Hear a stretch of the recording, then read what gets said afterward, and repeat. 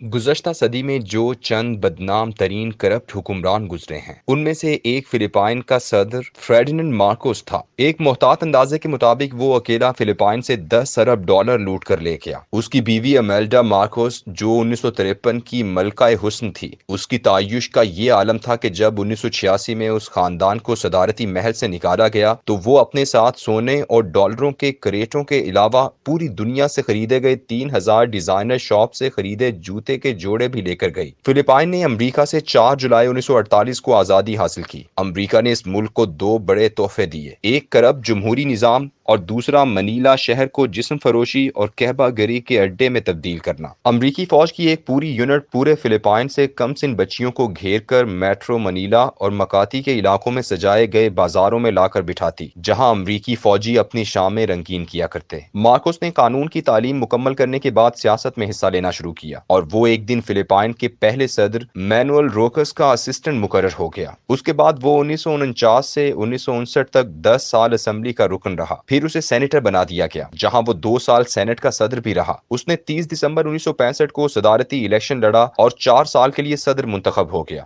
وہ دوبارہ صدر منتخب ہو گیا، مگر اب اس کی کرپشن کے افسانے منظر عام پر آ چکے تھے۔ اس کے خلاف طلباء کی ایک احتجاجی تحریک شروع ہو گئی۔ اس نے اس تحریک پر روس اور چین کی سرپرستی کا الزام لگایا اور 21 ستمبر 1972 کو ملک میں مارشل لاء نافذ کر دیا اور اپوزیشن لیڈر بنیگنو اکینو سمیت 60,000 افراد کو جیل میں ڈال دیا۔ مارشل لاء کے تحت وسیع اختیارات ملتے ہی اس نے اپنی بیوی امیلڈا کو میٹروپولیٹن منیلا کا گورنر لگا دیا، جو اس عہدے پر اس کی صدارت سے سبکدوشی تک موجود رہی۔ اس طاقتور خاتون نے اپنے لاتعداد رشتہ داروں کو ملک کے اہم عہدوں پر تعینات کیا اور وہی اصل حکمران تصور ہوتی تھی۔ مارکوس کی سیاست ہمیشہ سے ہی پرتشدد رہی تھی۔ ایک شخص جولیو نلندسن نے 1935 میں جب اسے دوسری دفعہ ہرایا تو اس نے اسے صبح سویرے دانت صاف کرتے وقت قتل کروا دیا۔ اسے موت کی سزا ہوئی، مگر وہ اپیل لے کر سپریم کورٹ چلا گیا۔ سپریم کورٹ کے جسٹس جارج لارل نے بھی زمانہ طالب علمی میں کسی کو قتل کیا تھا اور اس کی سزا کو سپریم کورٹ نے ختم کر دیا تھا، جس کے بعد وہ ایک اچھا بچہ بن گیا تھا۔ جج نے اپنے اس تجربے کے تحت مارکوس کو اچھا بچہ بنانے کے لیے پھانسی کی سزا ختم کر دی۔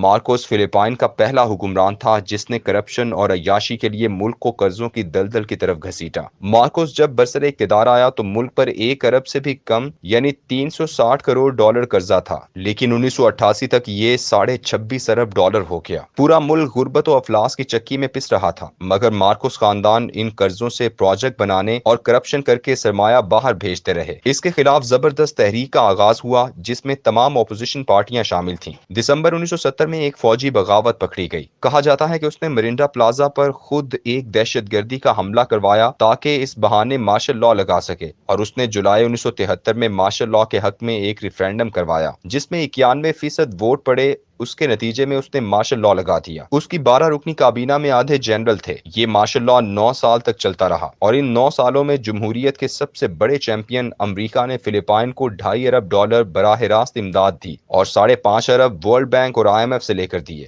مارشل لاء ختم ہونے کے 2 سال بعد 21 اگست 1983 کو اس کا مخالف بنگینو اکینو جب امریکی عشیرباد سے ملک واپس آیا تو اسے جہاز کی سیڑھیوں پر ہی قتل کر دیا گیا۔ اس کے بعد امریکی اس جمہوری مارکوس سے ناراض ہو گئے۔ امریکیوں نے اپنا اگلا مہرہ تیار کر رکھا تھا جسے اس نے قتل کروا دیا تھا۔ وہ اس دوران پریشانی کے عالم میں شدید بیمار پڑ گیا۔ اس کی بیماری کے دوران کاروبار سلطنت امیلڈا مارکوس نے سنبھال لیا۔ امریکی صدر ریگن نے امداد روک دی۔ اگلے صدر جیمی کارٹر نے تو اس کا نام انسانی حقوق کے قاتلوں کی فہرست میں ڈالا۔ ابھی اس کی مدت صدارت میں 1 سال رہتا تھا لیکن اسے الیکشن کروانے پر مجبور کیا گیا۔ بدنام الیکشن کمیشن نے 7 فروری 1986 کو اسے کامیاب قرار دیا۔ عوام نے اس رزلٹ کو نہ مانا اور آزادانہ الیکشن کے لیے تحریک شروع کر دی، جو اس قدر کامیاب ہوئی کہ صرف 19 دن بعد مارکوس ملک چھوڑ کر امریکہ کے جزیرے ہوائی میں جلا وطن ہو گیا۔ اس کے خلاف کرپشن اور بددیانتی کے لاتعداد مقدمات مقامی اور عالمی عدالتوں میں چلائے گئے۔ کمیشن بیٹھے اور تحقیقات کے بعد ثابت ہوا کہ مارکوس اور اس کے تمام خاندان کے افراد 30 ارب ڈالر لوٹ کر ملک سے باہر لے گئے ہیں۔